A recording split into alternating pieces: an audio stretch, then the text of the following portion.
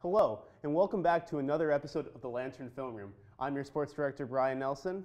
And I'm the assistant sports editor, Andy Anders. And today we're back to take a look at some of the footage from the Ohio State victory over Miami of Ohio. And today we have some defensive plays and some offensive plays to look at. Andy, kind of talk to me through what we're going to see with some of the defensive plays we're going to look at first. Well, we're looking at two main segments here on the defense, how Ohio State defended the pass. Ohio State held Miami of Ohio to 60 yards passing on Saturday, which is really low. Only two teams in the country average 60 yards or less per game through the air, and those two teams throw the ball less than 10 times per game. So Ohio State's pass defense, we're going to look into why they struggled in those first couple Miami drives when they put up a few points, and then what made them successful later on. On offense, we're going to look at some of Ryan Day, Mike Yursich, Kevin Wilson's, their pass coordination, and see how Ohio State was able to set up the deeper passes and the touchdown throws that gave them success in the second quarter. All right. And I believe the first play we're going to take a look at is from Miami's first drive of the game. Is that correct? Yes, it is. All right. So, Andy, walk me through what we're going to see here. All right. So early on, Ohio State struggled a little bit on defense. The first couple drives, Miami actually moved the ball down the field. So what you're going to see on this play is the quarterback is going to get the ball out of his hands 3 steps and boom, it's out. They don't want to give Ohio State's front seven time to get home. So he's going to look up here at the top and see soft coverage from Jeffrey Okudah, the Ohio State cornerback, and simply hit his receiver on a little quick out route for a 13-yard gain. Mm-hmm. Now, why was Miami so successful early on compared to later on in the game? Well, it was a lot of quick they knew they weren't going to be able to physically match up with Ohio State, right? Mm-hmm. So what they did is come out with a lot of quick passes, work in space, just take what the defense was giving them off the bat, because Ohio State's kind of playing their base defense. And then when they ran the ball, they used a lot of misdirection, and a lot of kind of just trying to misguide the Ohio State defense. And then you see Ohio State adjust later in the game, as we'll see coming up. So our next play, we're moving forward to after Ohio State first scored, and this is Miami's third drive of the game, and we're going to take a look at another passing play. This is an incompletion, I believe. Yes, it is. It was another quick pass that Miami tried to make. So what are we seeing here? All right. So what the Ohio State corners start doing is to this point, Gabbert, the Miami quarterback, has thrown a lot of incompletions when he has to make longer throws, right? He's proven to be inaccurate when he has to throw up the sidelines, down the field, those kinds of things. So what you're going to see the Ohio State cornerbacks doing, they're playing press man coverage, and they're going to take away the inside release of the wide receivers. They're pressing in, and they're going to say, hey, you can beat me a little bit to the outside, but I'm not letting you come in and create that easy throw for the quarterback. And you're going to see on this play, Damon Arnett right here works through the hands, great technique as a corner, prevents the slant pass from being completed. Mm-hmm. And kind of walk me through, Andy, how that's been different than compared to how Ohio State maybe failed to make adjustments last year on the defensive pass defense. Right. Well, I think the issue with a lot of things last year is Ohio State waited until halftime to make adjustments, really just stayed in whatever their base defense was, and you saw it against Purdue, you saw it against Minnesota when they had big plays last season.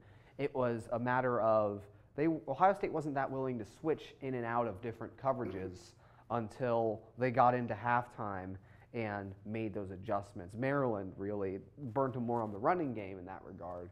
But the ability of this Ohio State team by the third drive to make adjustments against Miami of Ohio, I know it's Miami of Ohio, but it's a great indicator of the way this defense is coordinated moving forward. Especially when you look at some of the games Ohio State has coming up on their schedule. Even this week against Nebraska, that's going to be a legitimate test on the road that Ohio State's going to have to match up against defensively. Yes.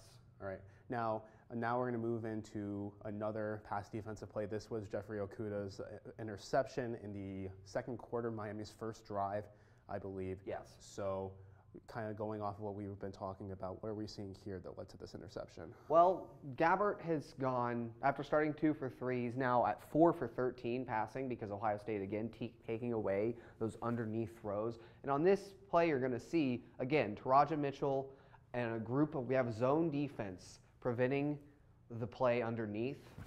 And what's going to happen is when he throws the pass, Baron Browning blitzes off the edge, right, gets in the throwing lane, kind of blocks his vision a little bit, but also the fact that Taraja Mitchell was coming underneath, and Gabbert kind of stares down this one receiver and tries to fit it in over Taraja Mitchell. Okuda's playing back. They have zone underneath, but he's playing a deep zone, cover 3, kind of a matchup a little bit with this defender, and he's going to read the quarterback's eyes, see where the ball's going, and then when it sails over the receiver's head, he's able to make a diving interception, his first career. Mm-hmm. Now, obviously, we're kind of focusing on what, Ohio State did so well, but kind of like just for fun, what could have Miami, Ohio done better on that play to avoid the interception? Right. Well, I think unlike Ohio State, they didn't adjust well to what the opponent was doing. Once Ohio State started taking away those underneath routes, they tried to keep going back to them. And to Miami's credit, I guess there's not much you can do when you're so mismatched talent-wise. Really, you have to dink and dunk and try to misguide Ohio State. They tried some downfield throws at different points in the game, but their quarterback didn't have the arm, their receivers didn't have the speed to get away from Ohio State's defensive backs. It's really tough when you're in Miami's shoes. Frankly, they came out with the best game plan they could, but once Ohio State adjusted to it, they just didn't have much to go off of from there. I was just curious to see what could happen, like when you're going up against a team like Penn State or Wisconsin, the kind of adjustments they could make that Ohio State would have to counter. Well, in that situation, you go over the top. Mm-hmm. If the defense is starting to play you underneath and the linebackers are getting sucked into the underneath routes, the corners are playing press man like Ohio State's were after Miami started hitting him with some of those short throws, you stretch them out by going deep down the sideline. Even if you incomplete a pass or two because you take a shot, it helps soften it back up a little bit. And that can also open the running game. Mm-hmm. So because it forces the Ohio State defense to be more cautious. Right, so more vertical post, those deeper routes that could help stretch the defense back out a little bit. Okay, now we're kind of going to move forward to kind of like the run defense because Ohio State absolutely dominated from the defensive line position. And what's kind of the first play we're going to take a look at? I believe it's Chase Young's strip sack. Well, no, this is still on the pass defense kind of. So my point is, this is now that Ohio State shut down Miami's offense and the offense of their own offense is starting to rack up all these points. The 42 they scored in the second quarter. Miami has to try and take these deep shots, right? They have to try and get back in the game. So now Chase Young has time to get home. Whereas we had 3-step drops before, the quarterback has to sit in the pocket and try to find somebody. And he actually does try and get the ball out pretty quick there. But Chase Young, just an incredible move off the line. His first step is great. I can't get through a film room segment without talking about some D-line techniques. So absolutely. So we see a tremendous on this play. He's going to do what's called a club and rip, or at least that's what we called it in my high school days, I guess. But you're going to club the offensive tackle's outside shoulder and then dip and rip up underneath just to clear his arms, right? And you get that initial club gives you enough separation to get under him. Chase Young is so athletically superior to Miami's offensive tackle. Chase Young's athletically superior to most offensive tackles in the country, if not all. Yeah. One of the nation's best players. So he's able to not only get off the ball fast enough that offensive tackle can't really kick slide quick enough to catch him, but he's going to get that club in, get that separation, and then rip underneath with a lot of force and a lot of strength. Really hard to block. A well-done pass rush move like Chase Young did there. Okay, so I think we have covered the defense so far, but just for posterity's sake, what is the key for Ohio State's defense to get the win against Nebraska this Saturday, in your mind? I think Nebraska's going to try and work them out in space. They have some athletes like J.D. Spielman that can they're going to try and stretch the defense horizontally because Ohio State struggled with some of that last year when you talk about, again, what Purdue did to them, what Maryland did to them. Even what Nebraska did against them, they played them very close. Yes, Nebraska did play them very close last year, 36-31. So I think what might be a key is going to be assignment football, and you're going to have to try and take away those plays in space early. The pursuit that we've seen from Ohio State has been great so far, and that's going to be key whenever you have playmakers in space like a J.D. Spielman. you have to, you have to all swarm to the ball. You have to gang tackle a guy like that because one man is very tough to bring him down. So really pursuit and the ability to match up and scheme against someone who can create in space like that. And Nebraska's going to try and stretch the defense horizontally, I think. All right, sounds good. Well, now let's kind of take a look at kind of what the offense did for Ohio State and how, they went from struggling early on to scoring 42 points in the second quarter and eventually 76 unanswered. So what's the first play we're taking a look at here, Andy? Yes, so on this play, very simple play, just a quick completion to Chris Solavei up near the sideline. And what is this going to do? Well, it's again, Ohio State's doing what Miami did to them earlier. They're just taking what the defense gives them on this play. It's a simple hitch, quick, get the ball out, pick up 7 yards, I believe it is, 7 yards and a first down. And they're going to run this same play, basically, the same route at least, on the next play to Benjamin Victor. And what this is doing is it's sucking the defense in, like we talked about earlier. Those corners, those safeties, it kind of lulls them into this sense of like, we've got to get up and make these tackles because Ohio State's picking up first downs on these little short hitch routes using their athletes.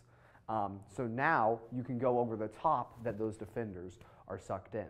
And we see this coming up next. We have, I believe, the touchdown pass to KJ Hill in a later drive, and it's the longest of Hill's career, and we just kind of see how Ohio State and Justin Fields were able to, spread that defense out and get a long completion. So kind of walk me through how that happened. Right, so what you're going to see here on the near side, if we look at the bottom of the screen, Garrett Wilson, just a little hitch route, and that's going to suck in his defender. And the safety is also looking forward from everything else that's happened to this point in the game, right? He's expecting that underneath, that hitch, that concept that Ohio State's been running the past few plays. Now, KJ Hill is going to run a wheel route. So coming from the slot position, he's going to wheel up the sideline right over top of where Wilson is. And it kind of creates a natural rub here for Wilson if they were going to the hitch. But the corner out here is supposed to be playing deep third, kind of a matchup cover 3. Supposed to have that outside zone deep. And he can't get there quick enough because, again, he's been sucked in by the hitch routes that Ohio State's been running, by the underneath routes that Ohio State's been running. Hill has the speed to beat him going deep, and he gets wide open down the sideline. Perfect pass, perfect throw. Perfect throw and a perfect catch on this play as well. Just the beautiful spiral from Fields to hit him in stride. He had 5 yards of separation, though, due to the great play design and the plays before that set up this play. And one thing I kind of noticed with Ohio State after they really got into the groove was how well Fields was, making all different kinds of passes to different receivers, really. We saw KJ Hill obviously just there. Chris Olave had 2 touchdowns, and then Benjamin Victor also got in on the action, even Garrett Wilson later in the game. Why was Ohio State able to do this so effectively with all the different weapons they had? Right. Again, part of it was a talent mismatch. You're playing Miami of Ohio. You've got a lot of really fast, really talented, really just physically gifted receivers, but also, again, it's the design that we've seen, right? When you mix the type of throws, the type of routes that a defense is seeing, and you set up different pass plays with other pass plays, certain pass plays go hand in hand setting each other up. Ohio State did a wonderful job in coordination this past Saturday in their passing game. And that combination of skill and coordination is really hard to defend against, As a defender, when a team is beating you with something over and over, with Ohio State, these underneath routes that's picking up chunk gains 8, 10, 12 yards, you can't, as a defense, sit back and continue to let that happen. So what do? You come up to stop that. Well, now Ohio State goes over the top on you. And that's what we saw Saturday. They had success doing that. Or you also get the kind of catch and runs like we saw with Jamison Williams later in the game where someone's just faster than everybody. Yes. So a lot of things working for the Ohio State pass game right now. And kind of let's take a look at the last play we have. This was Olave's first touchdown of the game. Yes. So what's going on here? Right. This is just kind of a schematic thing. We don't have a lot of setup for this, but what's going to happen is you've got an under center bootleg where they're going to isolate Olave on this play. The connection between Olave and Fields is very apparent on this play as much as in any other. So there's going to be, Olave is the only receiver, the only eligible receiver on his side of the field. And they've isolated him with the corner with this bunch formation over here, right? Now they're going to run a bootleg to suck the defense in to the left, right? They're going to fake the run there, and then Fields is going to roll out to his right. You've got Chris Olave as the only receiver now. There's other receivers coming over, like KJ Hill. You're going to see runs a little like a kind of a deeper post, almost a post route there, more of a flattened out post. So a fatter post, I guess it would be. Mainly focusing on Olave. Yeah, it's mainly focusing on Olave, of course. So Olave runs a comeback route. What he's going to do is get to the back of the end zone, right, make it look like he's running the goal line fade, and then he's going to cut back and be wide open on it because he's isolated in man coverage, and this corner is trying to defend against a deeper fade into the back of the end zone. Fields' timing on this throw is great. You want to throw it right before he starts his break, and that's exactly what Fields does. Olave turns around, and the ball's waiting for him. It's perfect timing on this play. So kind of going back to what I was talking about, kind of like with the defense and what they need to do against Nebraska, we've talked about all the weapons Ohio State has. We saw them use them effectively against, Miami, Ohio. What does Ohio State need to do against Nebraska's defense to come out on top? So Nebraska's defense, I haven't had a lot of time to study Nebraska's defense yet. I think what you've seen through the first 4 games from Ohio State, really if they continue to blow defensive lines off the ball and hold up in pass protection, the offensive line play has been great, and I think that's key in any game. When you can move guys and get your running backs to the second level before they're getting contacted, especially when they're talented as J.K. Dobbins or Master Teague. Once you establish the run game, now the pass game opens up more because, again, the defense is going to have to put more guys in the box to defend against it. They're going to have to play a little closer to the line of scrimmage. Then you get more space for the athletes that Ohio State has on the outside, the KJ Hills, the Chris Olaves, the Garrett Wilsons, the Ben Victors, the Austin Macks, all have more space to work. The offensive line play and getting the running game established, I think, is always key, but against Nebraska could be a very big deal for Ohio State. I think we'll see them start to establish that run, then go to the pass Saturday. I just want to ask one quick question about Chris Olave. Late last year, and really through the first 4 games this year, we've really seen him kind of blossom into like a legitimate option wide receiver, especially with Justin Fields now. What are you hoping to see from him as the season continues? Or just how do you feel about the way he's been developing so far? KJ Hill, you said? Chris Olave. Chris Olave, I'm sorry. No, you're fine. Yeah. Chris Olave, what is really interesting to me about Chris Olave is just how versatile and multifaceted his game is. We saw on that play a very crisply run comeback route. He showed us against Michigan last season that he has the ability to beat you going deep over the top. He has the ability to outrun you on a drag because he's a very fast wide receiver. So the variety of ways they can use him from that position and the chemistry he's starting to develop with Fields now, I see a throw like that comeback route, and I think that's a great timing. That means they have great chemistry, and Fields has hit him for a couple big plays already. So I think Chris Olave is going to be a very important part of this offense moving forward, and on special teams too. I mean, he blocked a punt again. Exactly. So he does a lot of things very well for this team, and I think maybe not someone who's going to receive a lot of national praise just because there's so many weapons for Ohio State and they're going to spread the ball around, but does a lot of very important things for this offense. And also his blocking's improved this season. He had a couple nice downfield blocks this past game. Okay. Well, I do believe that's all we have time for today. Be sure to tune in on Wednesday and Thursday for another episode of the Best Damn Pod in the Land and our pregame show for Nebraska, and come back next week for another episode of the Lantern Film Room. From Andy Anders, I'm Brian Nelson, and this has been the Lantern Film Room.